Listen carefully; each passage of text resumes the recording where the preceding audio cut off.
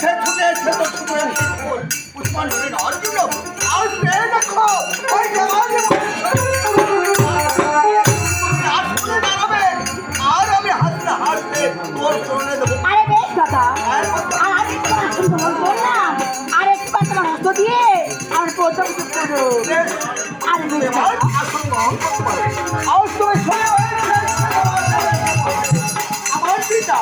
আমার পিতা বারবার আমাকে বলেছিল একমাত্র শিব পূজা ছাড়া আমি অন্য দেবীর চরণে পুষ্পাঞ্জলি দিতে পারবো না।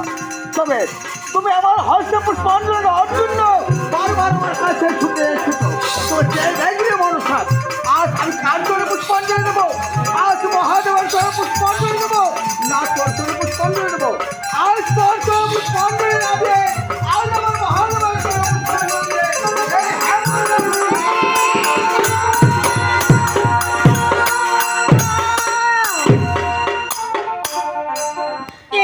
বানের জাত আর আজকে আমার পূজার বদলে মানে না, একজনে বানের জাতি আর আজকে আমার পূজার বদলে মানে না ঠিক।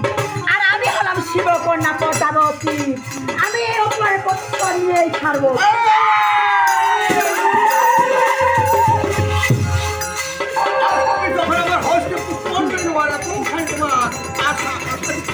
কেন তুমি আমার ছয়টি পুত্রকে বানিয়ে কেন তুমি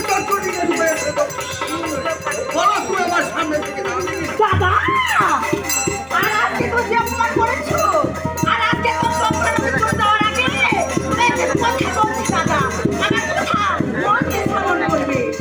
ওরে কি বাহার কি বাহার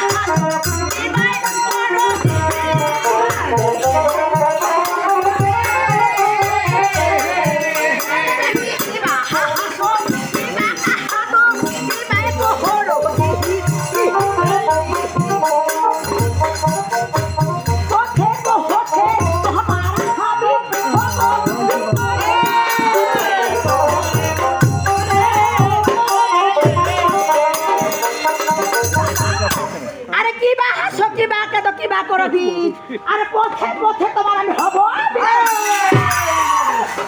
তুমিও শুনে রাখো, এই যে না হচ্ছে ওসব করেছিলাম